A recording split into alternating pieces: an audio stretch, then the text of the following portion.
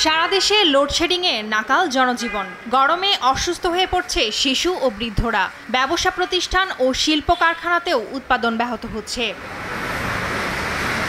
চট্টগ্রামে এক সপ্তাহ ধরে বাড়তে শুরু করেছে দিনের তাপমাত্রা।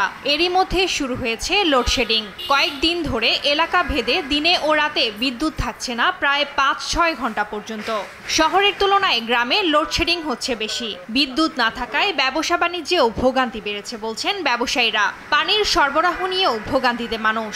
বিদ্যুতের অবস্থা, রাতে অফিস থেকে বাসা যাওয়ার পরে দেখা যায় কারেন্ট হুট করে চলে গেল, রাতে ঘুম ভেঙে যাচ্ছে, অফিসে ডিলে হচ্ছে, পরদিন আসতে বিভিন্ন ধরনের প্রবলেম ফেস করছি। অফিসেও কারেন্ট থাকে না ইদানিং। এখন ইদানিং ওই গরম তো বেশি ফেলাছিল, কারেন্টও থাকে না, সকালেও আমরা কারেন্ট পাই নাই, বাসাতেও কারেন্ট পাওয়া যায় না, ঘুমানো যায় না বাচ্চারা এই গরমের কারণে। ময়মনসিংহেও গত ১ মাস ধরে চলছে বিদ্যুৎ বিভ্রাটের দুর্ভোগ। দিনে ও রাতের বেশিরভাগ সময় থাকছে না বিদ্যুৎ। এতে গ্রামাঞ্চল সহ নগরীতে বেড়েছে ভোগান্তি। সারাদিনের মধ্যে পাঁচ করে জায়গা গ্যার আর কোনো খোঁজ খবর নাই। সন্ধ্যা ৬টার থেকে মনে করো কোনো বিদ্যুৎ পাই না, ঠিক আছে। এরপরে মোটর চালাইতে পারি না, পোলাপানের এই যে লেখাপড়ার সমস্যা হইতেছে। দিনে একটু হাজো করে তবু বিদ্যুৎ থাকে না। এরপরে যে রোদ থাকে এরপরে কারেন্ট থাকে না। কারেন্ট লয়ে আমরা বিরাট ঝামেলাতে আছি।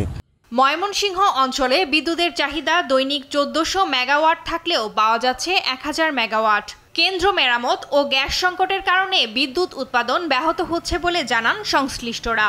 নতুন বিদ্যুৎ কেন্দ্রগুলো যাতে ঠিক সময়ে আমাদেরকে সরবরাহ করতে পারে, বিদ্যুৎ কেন্দ্রগুলোর মেনটেন্যান্সটা ঠিক সময় করা, তারপর প্রয়োজনীয় নতুন নতুন অনেক বিদ্যুৎ কেন্দ্র সরকার তৈরি করার উদ্যোগ নিচ্ছে, এবং হচ্ছে যাতে মেনটেন্যান্সের জন্য যাতে শাটডাউনটা কম হয়, লোডশেডিং কম হয়, সেজন্য আমরা সর্বাত্মক চেষ্টা করছি।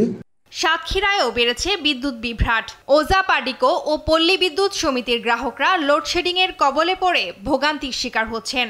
বারবার বিদ্যুৎ চলে যাওয়ায় শিক্ষার্থীদের পড়াশোনাতেও নেতিবাচক প্রভাব পড়ছে। টুম্পা আফরোজ, নিউজ ডেস্ক, দেশ টিভি।